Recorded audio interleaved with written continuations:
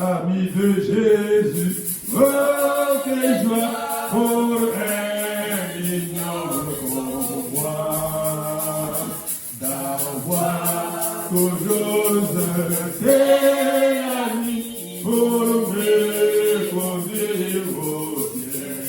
Ami, ami, ami de Jésus, communion divine. Oh, quelle bénédiction confiance, Jésus, Jésus, mon ami, ami, ami, ami de Jésus, communion divine.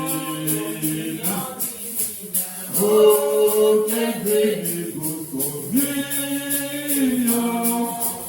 Jésus, Jésus, mon ami, ami, quand d'autres vanité, c'est où me déçoivent, ami, qui rêve, joie et paix, ami, quand vient Jésus, ami, ami, ami de Jésus, communion divine. Oh, quelle bénédiction communion, Jésus, Jésus, mon ami. Et ami dans la maladie, et quand approche la mort, ami, quand je passe la vallée, il m'aide, m'encourage. Ami, ami, ami de Jésus, communion divine. Oh, quelle bénédiction communion, Jésus, Jésus, mon ami. Ami, comme un coup disparaît, ami, comme par la terre. Ami, à voir au feu du ciel, ami, avec chez moi. Ami, ami, ami de Jésus, communion divine. Oh, quelle bénédiction communion,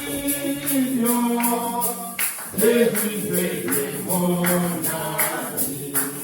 Ami, ami, ami de Jésus, communion divine. Oh, quelle bénédiction communion, Jésus, Jésus, mon ami. Que le Seigneur Jésus vous bénisse richement. Nous devons un peu passer pour Dieu. Merci.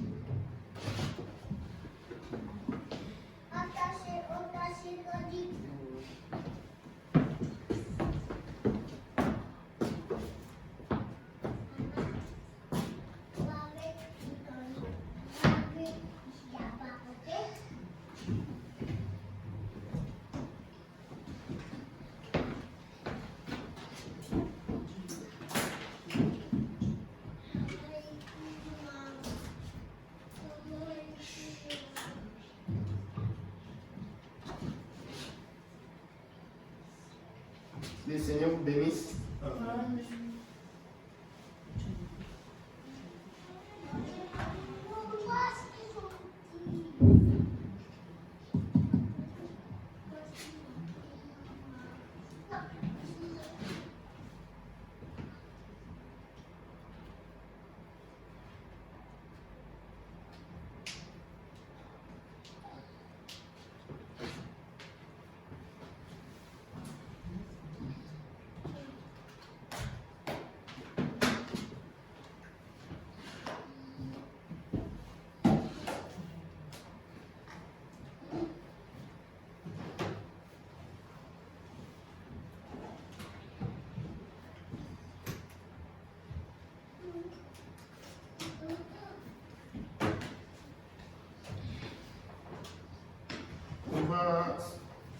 allons nous mettre debout. On va ouvrir nos livres dans Genèse. Enfin, les livres de Genèse, chapitre 11.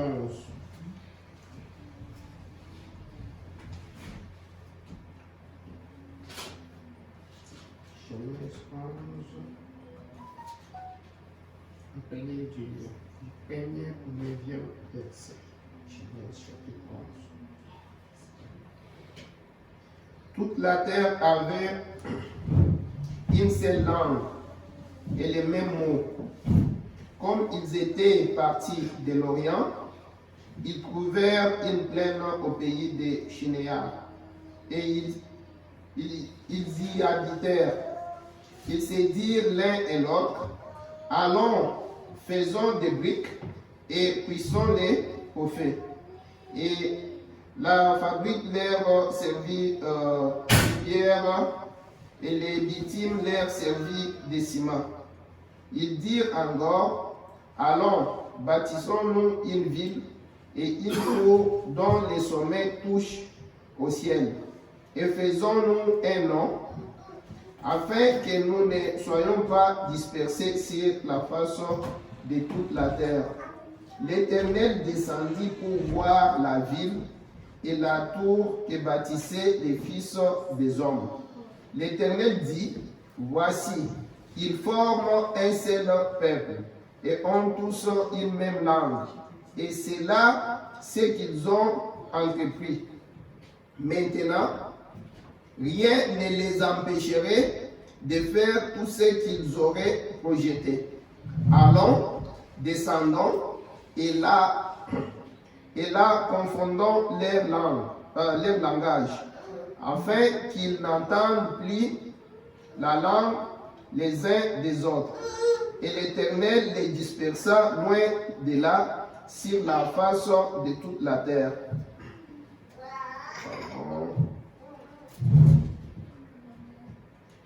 Et ils cessèrent de bâtir la ville.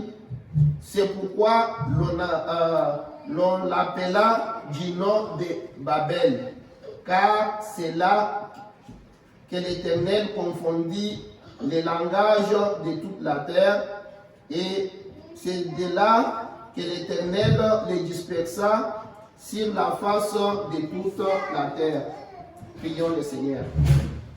Seigneur Jésus, nous bénissons ton Saint-Nom. Toi, le maître de la vie, toi qui nous as amenés ici, Seigneur. Voilà que nous avons tout laissé pour venir ici, Seigneur, pour communier avec toi.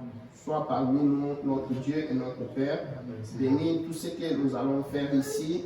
Prends ta place pour prendre notre adoration, Seigneur. Bénis ceux-là qui ne sont pas là, Seigneur. Bénis tout le monde, Seigneur. Guéris ceux qui sont malades. Bénis ceux qui veulent des bénédictions matérielles et physiques, Seigneur, et spirituelles. Bénis les dîmes et les offrandes.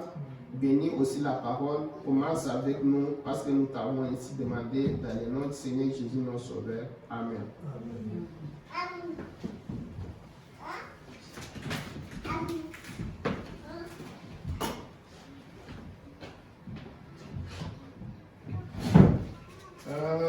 Je vais aussi lire directement pour gagner du temps. On va aussi lire en Apocalypse.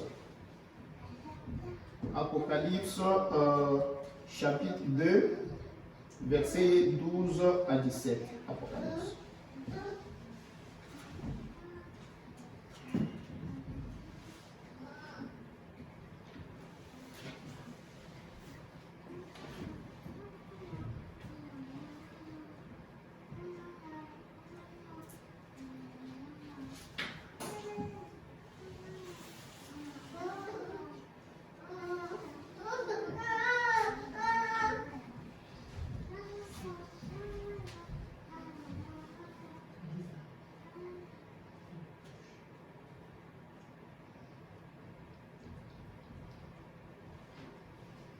Tu es là? Ok.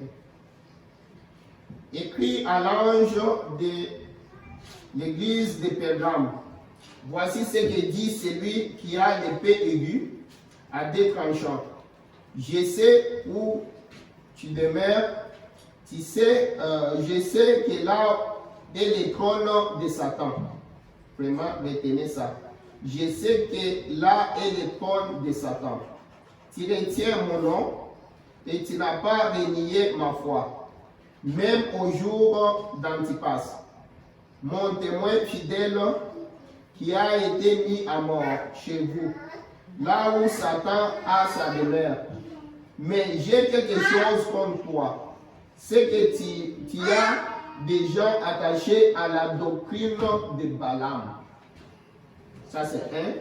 Qui enseigne à Balak à mettre une pierre d'achoppement devant les fils d'Israël pour qu'ils mangeassent des viandes sacrifiées aux idoles et qu'ils se livrassent à l'impudicité. De même, toi aussi, tu as des gens attachés pareillement à la doctrine des Nicolaïtes. Deuxième chose. Répands-toi donc, sinon je viendrai à toi bientôt et je les battrai avec l'épée de ma bouche.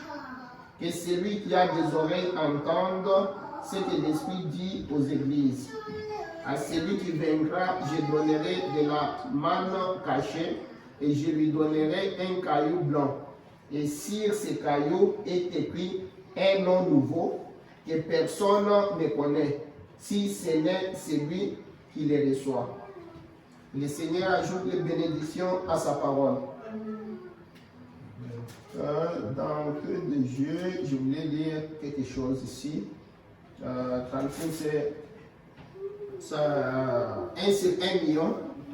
J'ai prêché le 24 avril 65, paragraphe 11 à 12. Écoute ce que le prophète nous dit ici. Cette semaine, si le Seigneur le veut, j'aimerais parler un peu de cela. Pendant notre campagne, là, à l'hôtel MBC. Et à ma façon humble de le faire un peu connaissance au temps et à l'ère où nous vivons. Faire un peu connaissance. Donc, au temps et à l'ère où nous vivons, si une personne ne sait, j'attire votre attention, au temps et à l'ère où nous vivons, si une personne ne sait pas quelle direction prendre, quoi faire ou de quel côté se tourner, là, on ne marche plus par la foi. On ne fait que supposer. On présume. Et présumer, c'est avancer sans autorité officielle. Alors, si nous n'avons pas la vraie autorité officielle pour connaître ce que Dieu a dit qu'il arriverait en cette ère, comment donc pourrons-nous faire face à cette ère? Et il nous faut y faire face en connaissant par la foi en sa parole les choses qui doivent arriver maintenant et l'état des nations, l'état des gens, l'état de l'Église et tout ça. Je ne sais pas si vous avez compris. Je peux reprendre là-bas. Autant et à l'ère où nous vivons, si une personne ne sait pas quelle direction prendre, attention à Lisa, quoi faire, de quel côté se tourner dans n'importe quelle chose que tu veux faire, si tu n'es pas sûr. Donc, là, on ne marche plus par la foi. On ne fait que supposer. On présume. Et présumer, c'est avancer sans autorité officielle. Alors, si nous n'avons pas la vraie autorité officielle, pour connaître ce que Dieu a dit qu'il arriverait en cette heure, comment donc pourrons-nous faire face à cette heure? Parce que nous devons faire face à cette heure. Et il nous faut y faire face connaissant par la foi en sa parole les choses qui doivent arriver maintenant et à l'état des nations, l'état des gens, l'état de l'Église et tout ça. Nous devons connaître ces choses et ensuite savoir comment aller y faire face. Si on ne sait pas comment faire, on ne fait que, comme nous disions autrefois, c'est lancer au petit bonheur la chance. C'est lancer en espérant que ça arrivera. En espérant ceci et en espérant cela. Et c'est que ça va arriver. Mais Dieu ne veut pas que nous fassions cela. Dieu ne veut pas que nous commencions à présumer, à avancer sans autorité. Il veut que nous puissions avancer avec assurance dans toutes choses. Et cette assurance-là, c'est en nous basant sur la foi. Il continue pour dire, mais Dieu ne veut pas que nous fassions cela. Il veut que nous fassions ce qu'il a dit au sujet de cette époque-ci. Et qu'ensuite, nous affrontions par la foi, parce qu'il a dit que ce serait comme ça. Alors, nous savons que vous êtes vérité. Je ne sais pas, c'est ce qui est écrit ici. En ce moment-là, parce que vous n'avez pas reçu la parole d'une personne, vous avez reçu la parole à lui. Quant à ce que nous devons faire, et nous espérons que notre Père Céleste va nous accorder cela cette semaine.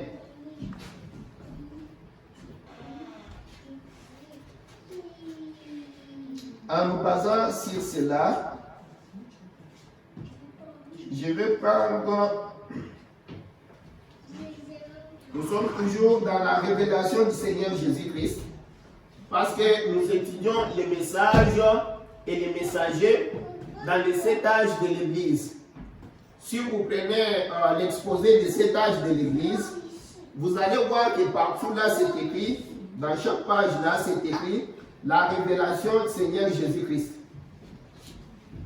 C'est ainsi qu'on a vu avec vous, comme nous sommes à Lisa, comme nous sommes en train de voir la révélation du Seigneur Jésus-Christ, nous sommes en train de voir les messages de chaque âge. C'est ainsi que je vous ai lu ça, parce qu'il y a des choses que Dieu veut que nous sachions. Nous devons savoir ces choses-là. C'est important pour nous.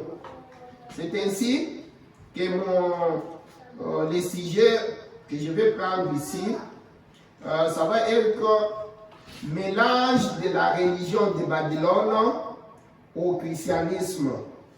Mélange de la religion de Babylone au christianisme.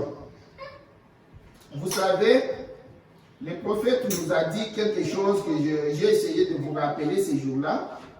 Je ne sais pas si on peut... on va y arriver. Le prophète nous disait que vous savez, comme quand on étudiait ici, on était en train de voir sur le tabernacle du désert, on a étudié comment les enfants d'Israël ont été amenés en captivité maintes fois. On a vu première déportation, deuxième déportation.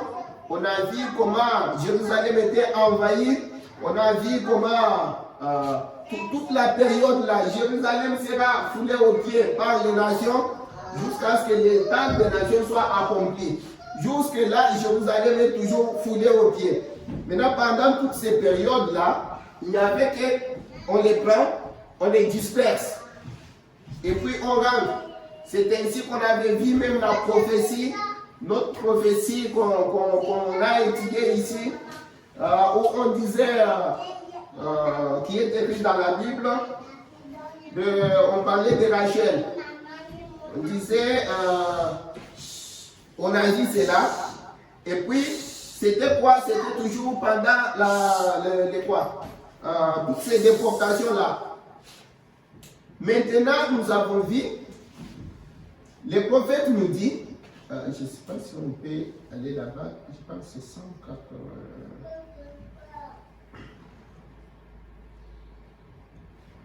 180 quelque chose. Le prophète nous dit que les enfants d'Israël, quand ils partaient là, quand on les prenait là, on les a pris, ils sont allés en Babylone, mais en partant là, avant de partir, nous avons vu comment est-ce qu'ils adoraient. On a vu qu'ils avaient toujours les temples. On a vu qu'ils avaient toujours un souverain sacrificateur. On a vu qu'il y a des choses qu'ils devraient faire. Il y avait tout ça. Cet âge de l'église chandelier là, tout ça était là. Ils avaient des choses qu'eux devraient faire. Comment ils adoraient. Ils avaient même l'objet d'adoration. Et tout ça. Mais le prophète nous montre, mais quand ils sont allés, voilà qu'ils avaient un souverain sacrificateur. Ils avaient les temples, ils avaient la parole de Dieu. Quand ils sont partis, mais en revenant de là, je pense, on pouvait dire cela, mais d'abord 180, avant qu'on continue. La page 100, je pense 180.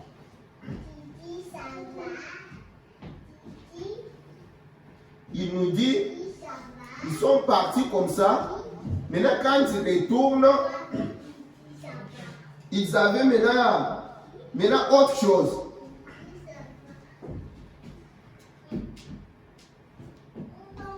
Excuse-moi.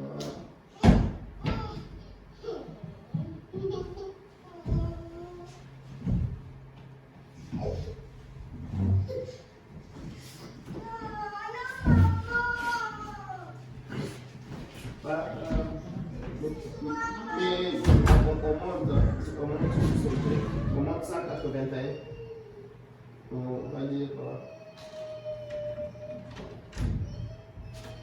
Ok. Oui, on y va. On lit d'abord là-bas.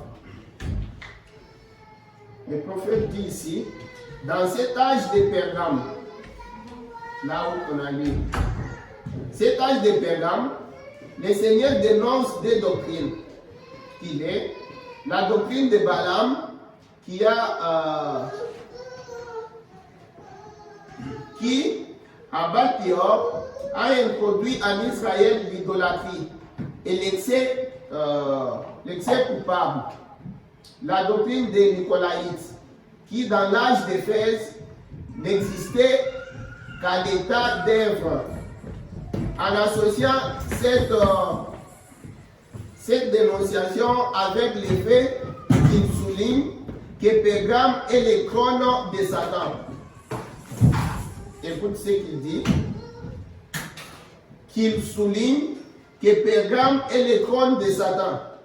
On peut aisément et justement conclure que la religion de Babylone s'est mélangée au christianisme. Il dit, on peut, en lisant les deux, en lisant le message, ils ont fait l'assemblée, comme ça. En lisant là où on a lu en Apocalypse, chapitre 2, en lisant le message à l'église de Pergame, le prophète nous dit, en prenant les deux doctrines qui sont là, qui sont mentionnées là-bas, le prophète nous dit qu'en associant cette dénonciation avec les faits qu'il souligne que Pergame est le trône de Satan, on peut aisément et justement conclure que la religion de Babylone s'est mélangée au christianisme. Or, ceci est plus qu'une simple supposition. C'est un fait historique. C'était juste pour montrer ça comme ça. Là, je vais rentrer ici. 188. 188. Ou bien je commence 186 jusqu'à 188. On va comprendre quelque chose ici. Cet empire romain de fer, le fer signifie la puissance et une grande force pour détruire l'adversaire allait se composer de deux parties principales. Ce qui fit bien le cas, car l'empire se divisa littéralement en deux empires d'Orient et empire d'Occident. Tous les deux étaient forts, puissants et écrasaient tout devant eux. Mais comme la gloire et la puissance de tous les empires finissent par s'éteindre, cet empire s'achemina lui aussi vers la chute. Ainsi, Rome tomba. La Rome impériale païenne n'était plus que fer. Elle s'écroulait, elle était blessée à mort. À présent, Rome ne pouvait plus régner. Tout était terminé. C'est là ce que pensait le monde, mais le monde avait bien tort, car cet être homme, bien que blessé, n'était pas blessé à mort. Apocalypse 13, 3. D'après la version anglaise, West, l'une de ces têtes semblait avoir reçu un coup mortel, la gorge ayant été tranchée, mais la blessure mortelle fut guérie. Là-dessus, toute la terre, remplie d'admiration, se rangea derrière la bête. Les gens considèrent Rome, ils considèrent la nation italienne, et en cela, ils ne se rendent pas compte que Rome, avec ses limites strictes, où les papes possèdent un territoire qui lui appartient encore, est en fait un pays dans un pays, qu'elle a des ambassadeurs et qu'elle reçoit des ambassadeurs. La Rome papale, faussement chrétienne, on l'appelait même la ville éternelle. Quel blasphème! Domine maintenant par la religion plus efficacement que la Rome impériale païenne ne dominait par les fermes purs de la force. Rome a reçu un nouveau souffle de vie quand Constantin a uni l'Église et l'État et qu'il a soutenu cette union par la force. L'esprit qui animait la Rome païenne est le même esprit qui anime maintenant la Rome faussement chrétienne. Vous voyez qu'il en est ainsi, car vous savez maintenant que le 4e empire n'a jamais cessé d'exister. Il a simplement changé de forme extérieure. Une fois que le concile de Nicée avait donné à l'Église la puissance politique de Rome, la première Église chrétienne semblait prête à tout. Les noms des chrétiens qui au départ amenaient la persécution étaient maintenant devenus les noms des persécuteurs. C'est dans cet âge-là qu'Augustin Hippone, 354-430, posa les principes selon lesquels l'Église devrait et doit absolument, si nécessaire, utiliser la force pour ramener ses enfants au bercail, et que la parole de Dieu permet de tuer les hérétiques et les apostats. dans les débats qui l'opposaient aux donatistes. Il écrivit, certes, il vaut mieux conduire les hommes à adorer Dieu par l'enseignement que les y pousser, par la crainte du châtiment ou par la douleur. Il ne faut cependant pas en conclure que, puisque la première des deux démarches produit de meilleurs hommes, on puisse négliger ceux qui ne la suivent pas. En fait, nombreux sont ceux qui ont gagné, comme l'expérience nous l'a démontré, et nous le démontre chaque jour, à être d'abord poussé par la crainte ou par la douleur pour pouvoir être ensuite influencé par l'enseignement afin qu'ils mettent en œuvre par leurs actes et qu'ils ont été entendus en parole. Si ceux qui sont conduits dans les droits chemins par l'amour sont meilleurs, ceux qui sont corrigés par la crainte sont certainement plus nombreux. Car qui pourrait nous aimer plus que Christ, qui a donné sa vie pour les brebis? Et pourtant, après avoir appelé Pierre et les autres apôtres par ces seules paroles, quand il en vint à appeler Paul, non seulement s'imposa-t-il à lui par sa voix, mais il les jeta même à terre par sa puissance. Et pour forcer celui qui s'est démené dans les ténèbres de l'infidélité à désirer la lumière du cœur, il commença par les frapper de l'aveuglement physique de ses yeux. Pour l'Église, n'utiliserait-elle donc pas la force pour contraindre ses fils perdus à revenir? Le Seigneur lui-même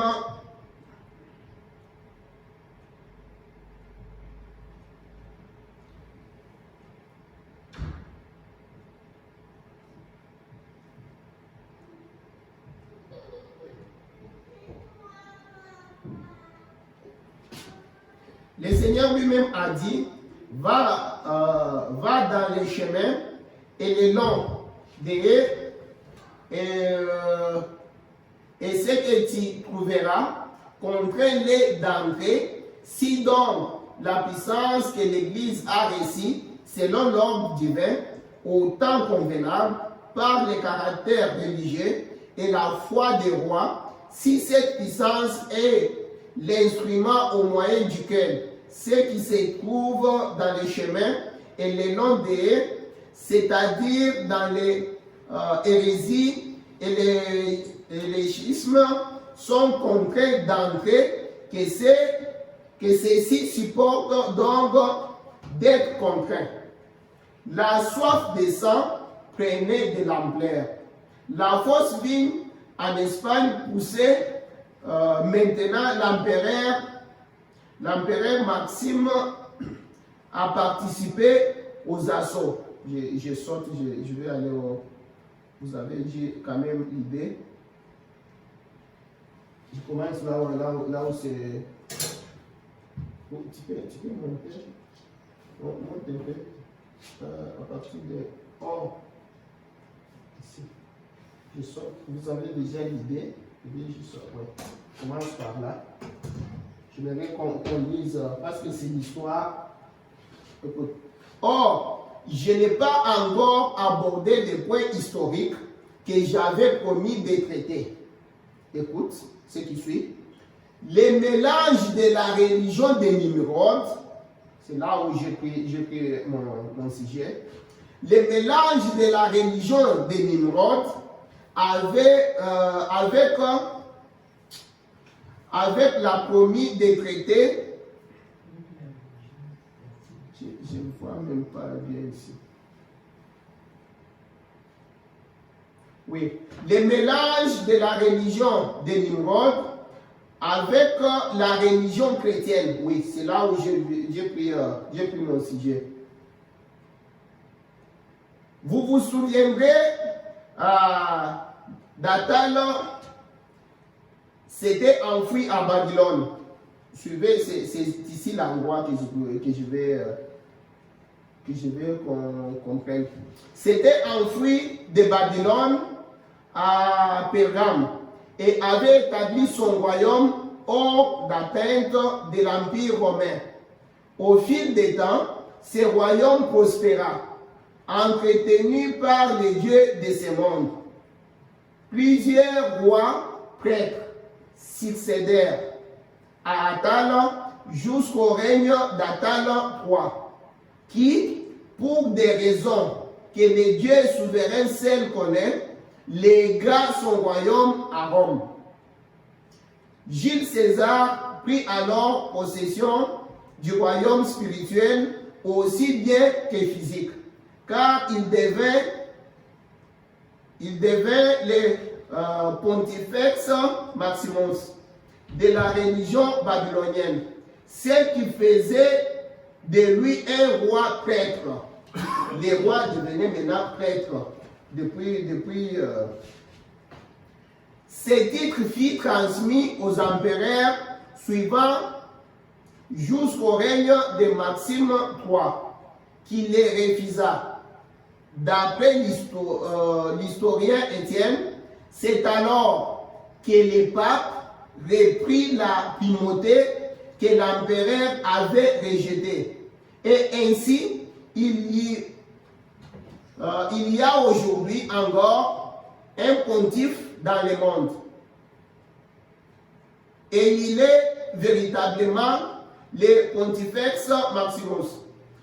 Il porte une triple couronne et il réside à Rome. Et dans l'Apocalypse 17, écoute, Dieu ne parle plus de Pergame comme étant le trône de Satan. C'est ce que je voulais. C'est pourquoi j'ai pris Apocalypse 2 pour que vous puissiez voir. Parce que dans Apocalypse 2, vous avez vu ce que comment Dieu était en train d'appeler Pergame comme étant le trône de Satan. Maintenant, quand vous allez dans Apocalypse 17, là où on parle de Babylone la Grande, c'est que c'était, voilà comment ça a changé. Voilà ce que le prophète est en train de nous dire ici. Vous allez bien comprendre aussi, en lisant lentement comme ça, vous allez comprendre. Il dit, il porte une triple couronne et il réside à Rome. Et dans Apocalypse 17, là où on parle de Babylone la Grande, Dieu ne parle plus de Pergame comme étant le trône de Satan, comme on parlait dans Apocalypse, comme il l'a dit dans Apocalypse chapitre 2. Vous allez comprendre le prophète. Et ne dit non plus que c'est là que Satan a sa demeure. C'est ce qu'on a dit dans Apocalypse chapitre 2. Comme si vous avez bien suivi là-bas.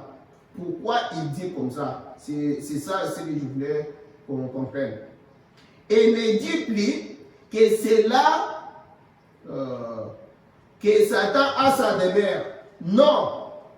La salle du trône n'est plus à Pergame, mais dans Babylone mystère.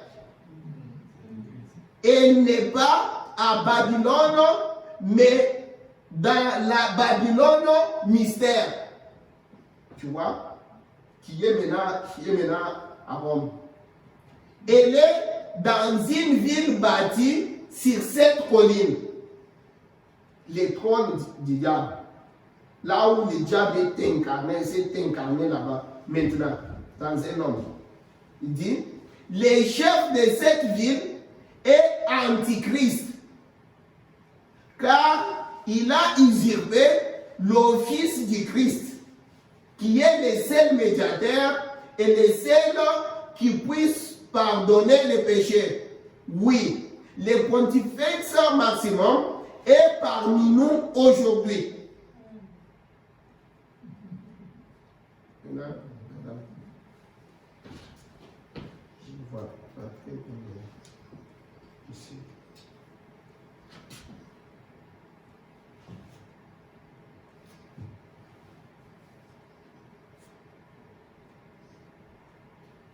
Pourquoi nous sommes en train de lire ces histoires? Souvenez-vous, nous sommes dans l'âge de Smyrne. Mais dans l'âge de Smyrne, j'ai pris ça parce que je voulais que ça s'enchaîne avec ce que nous étions en train de voir. On a d'abord vu dans l'âge de Smyrne qu'on était en train de voir qui est le deuxième âge. On a vu, quand on étudiait, on disait que chaque nom est détaché, est en rapport avec le caractère de chaque église dans les 7 âges de l'église. Et on a vu que Smyrne signifiait l'amertume. Et cette amertume-là a commencé même déjà dans le premier âge. Ça a commencé. Mais en Smyrne, c'est là où ça s'est vraiment produit. Ça s'est vraiment manifesté. Ça a vraiment pris l'ampleur. Et c'est là où les enfants, les deux vignes, les deux églises, la véritable église et la soi-disant église, les deux ont commencé à se séparer. C'est pourquoi j'ai commencé à lire avec vous là en haut pour vous montrer comment, là où on est en train de dire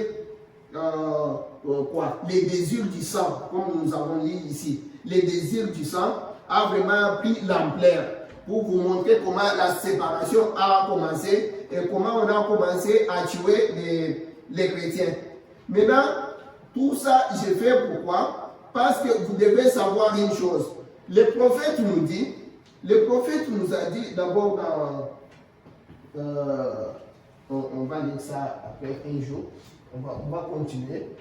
Je vais seulement qu'on trouve page 16. Ça, page 16. Quand on lisait page 16, non, 16e page, hein, le prophète nous a dit quelque chose ici à propos de la révélation. À propos de la révélation. Pourquoi nous devons connaître ces choses? À quoi est-ce que ça nous aide? Pourquoi nous avons besoin de la révélation? C'est ça ce que je veux. Le prophète nous dit quoi ici? Il dit, comme je l'ai déjà dit, il dit 16. Je veux qu'on dise, ouais, bon, on va commencer ici, on descend. Je peux monter pour qu'on voit. On va aller lentement pour qu'on soit tous, qu'on voie tous. Personne ne prêche l'autre, on lit tous ensemble comme nous le lisons ici. Comme je l'ai déjà dit, ces livres d'Apocalypse est l'accomplissement final des Écritures. Même dans les canons bibliques, il est placé à la fin, exactement là où il doit être. Vous comprenez maintenant pourquoi il est dit que quiconque le lit ou même entend ce qui est dit est béni. C'est la révélation de Dieu qui vous donne l'autorité sur les diables. Voilà. Je ne sais pas si vous voyez ça. Oui, c'est ici. C'est la révélation de Dieu qui vous donne l'autorité sur les diables. Et vous comprenez pourquoi ceux qui y ajouteraient ou en retrancheraient quelque chose seraient maudits. Il en est nécessairement ainsi. Car qui pourrait ajouter ou enlever quelque chose à la révélation parfaite de Dieu, tout en ayant la victoire sur l'ennemi? C'est aussi simple que cela, pour ne pas prendre beaucoup de temps. Vous savez, si vous allez lire dans... je vais laisser ça. C'est comment puis-je vaincre? Le prophète nous dit, vaincre c'est quoi? Il dit, plusieurs personnes disent, le diable n'existe pas, n'acceptent pas que le diable existe. Il dit, le diable est aussi réel que toi et moi. Il est réel. Et puis, vous devez connaître le diable. Vous devez connaître ses tactiques. Si vous ne connaissez pas le diable, vous ne saurez pas vous opposer. Et on a lu ici, on peut lire aussi Éphésiens. Je ne sais pas, on peut lire Éphésiens. Avant qu'on aille. Le prophète dit, vous devez connaître le diable, connaître ses tactiques.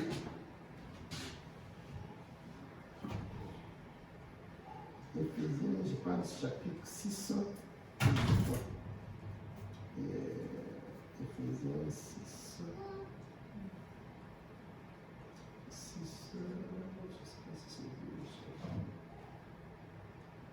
Oui, Éphésiens 6, 12 nous dit, car nous n'avons pas à lutter contre la chair et le sang, mais contre les dominations, contre les autorités, contre les princes de ce monde des ténèbres, contre les esprits méchants dans les lieux célestes. Tu vois, nous luttons contre ça. Maintenant, si tu ne connais pas les diables, tu ne connais pas ses tactiques, donc comment est-ce que tu vas résister? C'est pourquoi les prophètes, j'ai commencé avec vous, pour vous montrer d'abord comment les prophètes dit dans 1 sur 1 million, il nous dit, nous ne devons pas marcher comme ça, nous marchons en hésitant, nous marchons en tâtonnant, nous marchons en présumant. Nous devons savoir ce qui est dit pour cet âge. Ce que Dieu a dit, ce que nous devons connaître pour affronter les moments présents. Sinon, on ne saura pas comment affronter les moments présents. Et pour affronter les moments présents, vous devez avoir la révélation. C'est pourquoi je prends ces histoires. Nous devons connaître ces choses. Ces choses, Dieu n'a pas révélé, n'a pas donné ces choses pour que ça reste seulement comme ça. Non.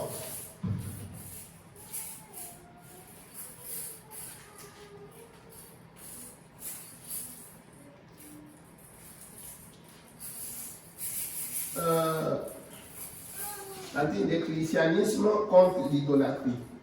Je vais lire seulement ça.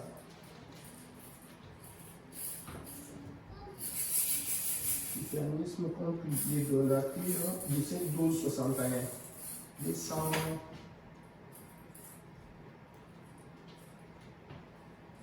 Oui, on est là. Juste dans votre cœur, souvenez-vous de Christ, le Sauveur.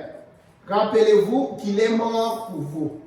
Et si vous pouvez seulement mourir à vous-même, cela dépouillera votre corps, dépouillera votre âme, dépouillera votre corps de toutes les choses de ce monde et de tous ses plaisirs. Alors Christ, vous ressusciterez avec lui. Si vous n'avez pas été baptisé au nom de Jésus-Christ, il y a ici un baptistère rempli d'eau. Et quand vous sortirez de cette eau, vous vous lèverez pour marcher avec Christ dans une vie nouvelle. Vous êtes alors mort, vous n'êtes plus... La colère et toutes choses sont parties. Vous êtes une nouvelle créature en Christ. Il vous élève alors par le Saint-Esprit et vous fait asseoir avec lui dans les lieux célestes, loin au-dessus de toutes les puissances de ce monde. 14. Écoute maintenant. Peu importe combien petit, si vous êtes une petite lavandière, qui l'a les amis des gens, si vous êtes Si vous n'êtes qu'un frère qui n'a pas qui ne connaît pas son ABC, c'est que vous êtes c'est que vous êtes c'est que vous importe paix. C'est que vous êtes importe paix. Parce que oui, c'est que vous êtes importe paix. Donc ça n'a pas d'importance. C'est que vous êtes importe paix. Vous êtes en Christ. C'est ce qui est important. Amen. Vous triomphez de toutes choses. Amen. Que tu sois lavandière, comme il le dit, que tu sois quoi, que tu manques quoi, c'est que vous êtes n'importe paix, vous êtes en Christ. Maintenant, écoute ce qui suit. Vous triomphez de toutes choses et vous avez l'autorité sur chaque démon. Et sur chaque puissance que le diable possède. Vous êtes en Christ, un triomphe. Amen. Tout ça, c'est pourquoi, quand nous avons la révélation, quand vous êtes en Christ, quand tu es enfant de Dieu, c'est là où, c'est pourquoi nous devons connaître ces choses.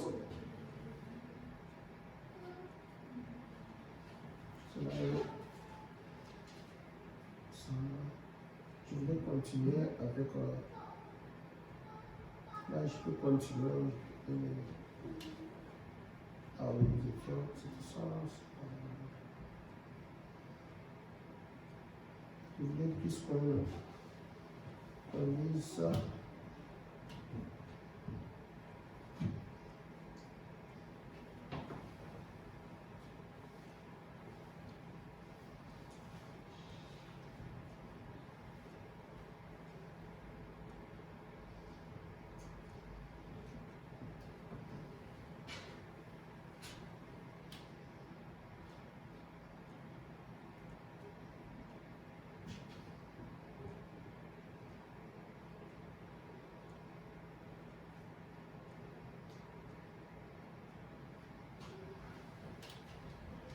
Je vais couper comme ça. Je vais lire ce qu'on. Tantine, je peux même lire pour 5 minutes. Je vais vraiment. Parce que moi j'ai lu tout. J'ai lu tout de 164 montées. Et je peux aller juste même 165 dans l'exposé. Commence juste là-bas. Quand vous êtes à la maison, lisez de 164 jusqu'à. Vous allez voir l'histoire. Si j'ai pris juste. Ouais. Exposé de cet âge, oui. Oui. 165. Ici, je suis.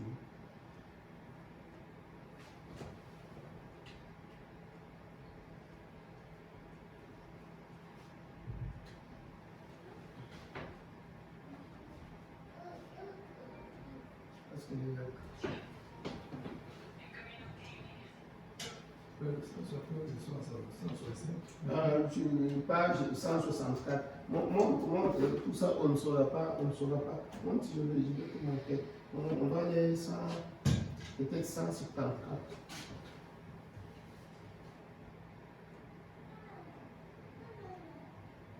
Parce qu'on ne saura pas finir.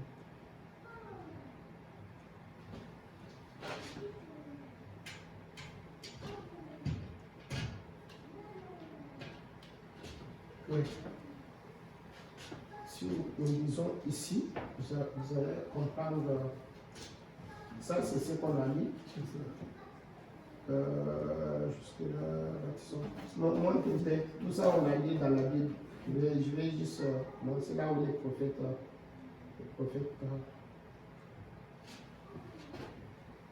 Ok, ici. On lit juste ici pour avoir l'histoire. Babel, c'est le nom d'origine de Babylone. C'est pourquoi on a dit ça. Parce que quand on parle de Babylone la grande, ça vient de quelque part. Il signifie confusion. Bien qu'en fait, couche fils de Cam, en soit le fondateur originel, c'est son fils Nimrod, le vaillant chasseur, qui en fit un royaume puissant et grandiose.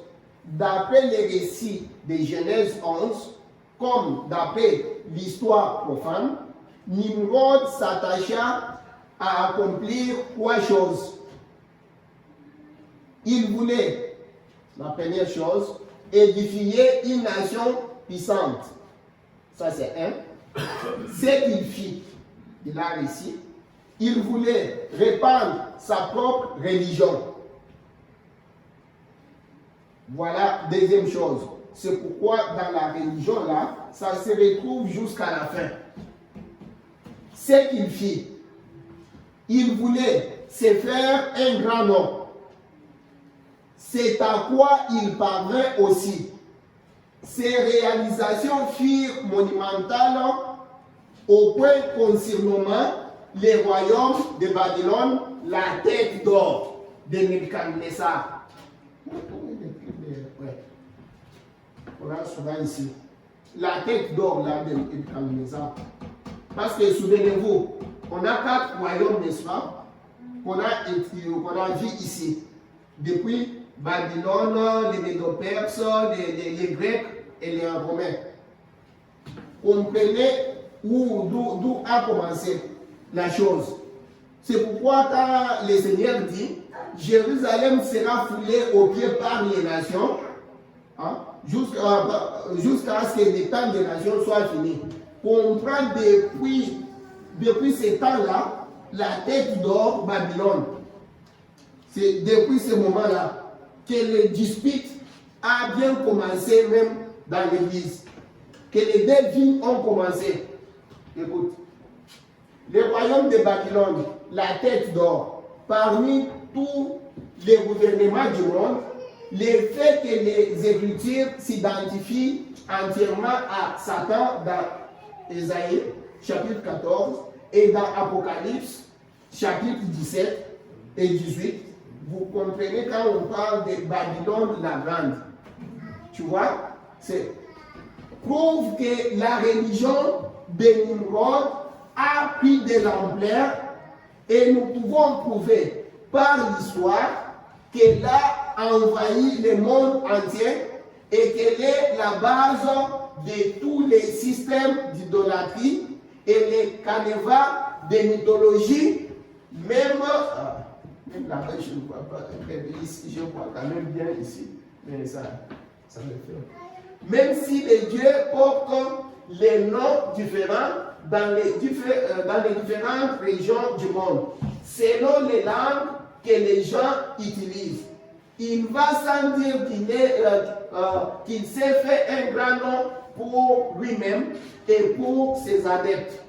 En fait, tant que durera cet âge où nous vivons, jusqu'à ce que Jésus se révèle à ses frères, il sera adoré. C'est-à-dire, il est adoré. C'est pourquoi, quand on parle de la marque de la bête, on parlait de la marque de la bête, vous allez voir qu'il y a, on parlait ici, la marque de la bête, il y a d'abord la marque, il y a aussi les signes de cela. Nimrod est dans un temple un peu différent. Tu comprends? Un autre nom de celui de Nimrod est dans un temple un peu différent de celui où on l'adorait à l'origine. C'est juste le nom qui a changé. Mais le temple, tu vois? Mais il sait, tu vois, il sait aussi transformer, il sait aussi, il joue aussi à tout ça. C'est pourquoi quand nous allons dans quoi?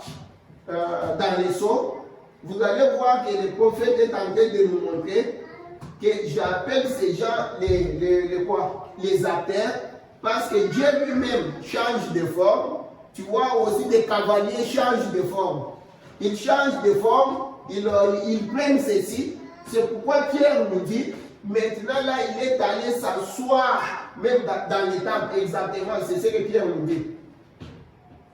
Pour être adoré. Puisque la Bible ne relate pas les détails de l'histoire des autres nations, nous devrons étudier les documents anciens de nature profane pour trouver comment Pérgame est devenu le siège de la religion satanique de Babylone. On va continuer. On a fini notre temps. Que le Seigneur vous bénisse. Amen.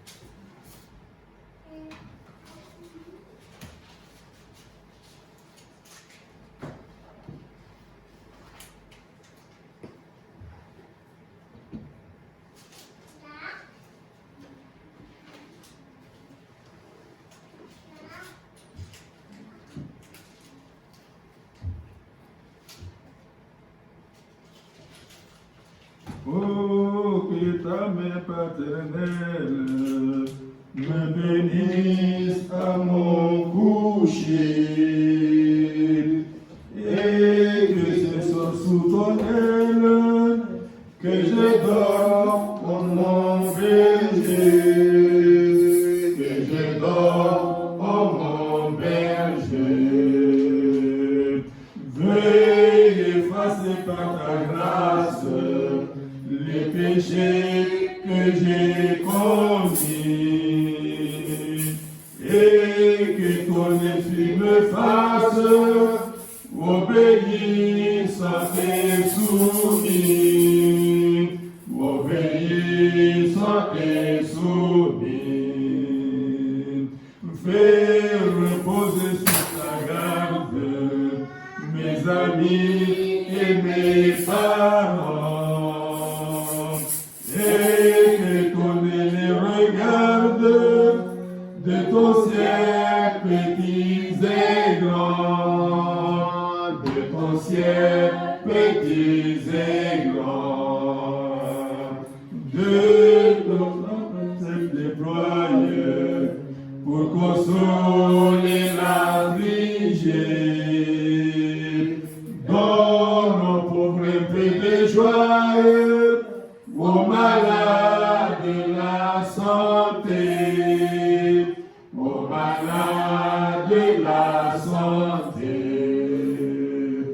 Seigneur, j'ai fait ma prière, sous ton aile je m'endors,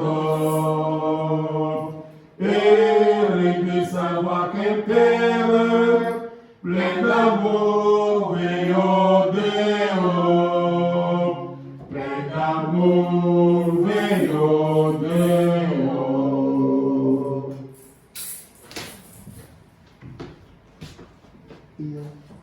Seigneur Jésus, nous te bénissons et te glorifions, Seigneur, pour ce soir que tu nous as donné, Seigneur Jésus. Merci pour toutes choses. Nous comptons maintenant aller à la maison et nous nous recommandons à te donner. Quand nous allons te voir encore, nous avons encore glorifié ton nom.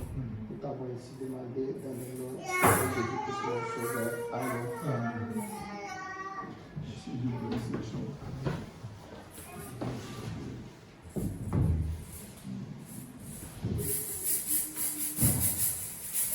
J'ai soif de ta présence, divin chef de ma foi, dans ma faiblesse immense, que ferais-je sans toi? Chaque jour, à chaque heure, oh, j'ai besoin de toi. Viens Jésus et demeure auprès de moi.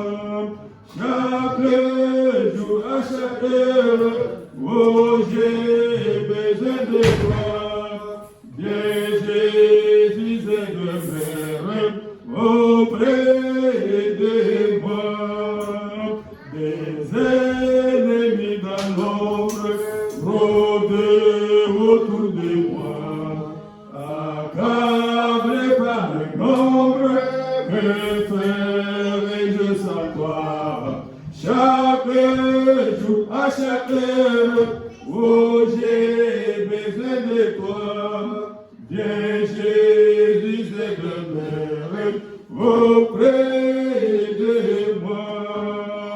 Pendant les jours d'orage, d'obscurité des fois, quand fait mon courage, que ferai-je sans toi?